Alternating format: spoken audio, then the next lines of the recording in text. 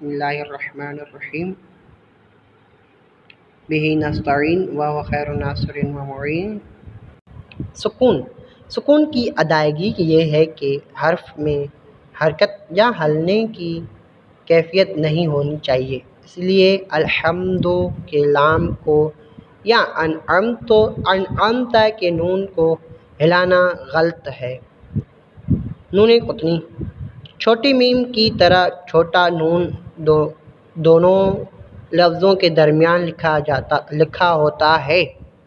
उसे अगले लफ्ज़ के साथ मिलाकर पढ़ा जाए, लेकिन अगर पहला लफ्ज़ साथ ना मिलाए तो छोटा नून नहीं पढ़ा जाएगा, यानी वक्फ की सूरत में नहीं पढ़ा जाएगा। जैसे कदीर निल्लज़ी, अगर वक्फ करें तो इस तरह पढ़ेंगे कदीर कदीर अल्लज़ी। वक्फ ना करें तो पढ़ेंगे कदीरो निल्लज़ी लोमज़ते निल्लज़ी। वक्फ करेंगे तो लोमज़ह अल्लज़ी आदानिल ऊला।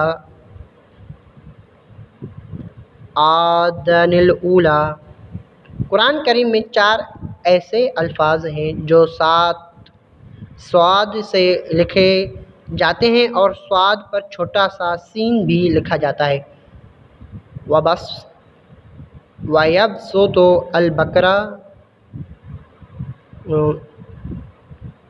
बस्ततन इराफ अल-मुसय्तिरून अत्तूर बेमुसय्तिर गाशिया। पहले 2 लफ्ज़ों में सिर्फ सीन ही पढ़ेंगे।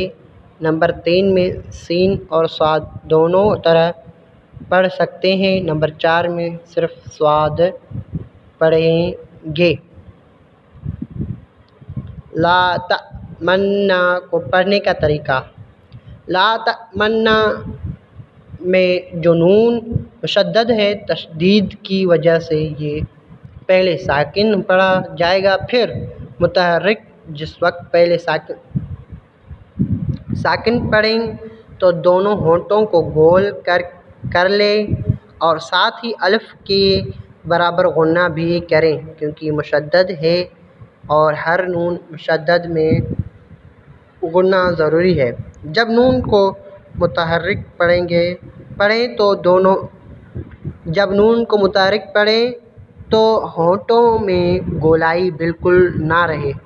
लफ्ज़ अअजमियुन के दूसरे हमज़ा को नरमी से पढ़ें, इसको तस्हील कहते हैं।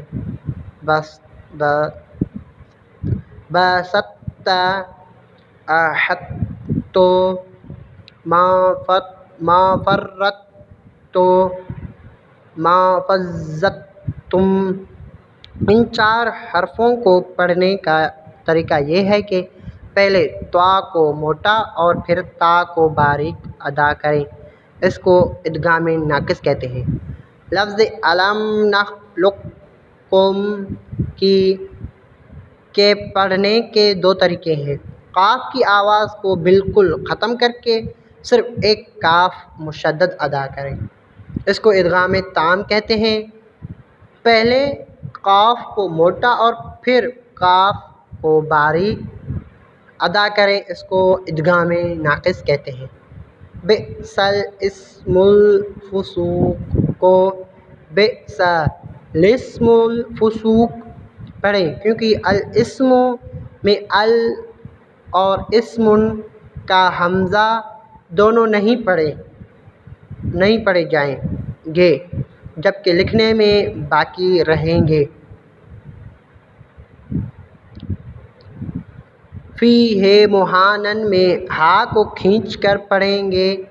हमारी क़रात रिवायत हफ़्स रहमतुल्लाह अलैह में इसे फ़ी है मुहुदन की तरह फ़ी है मुहानन पढ़ना सही नहीं।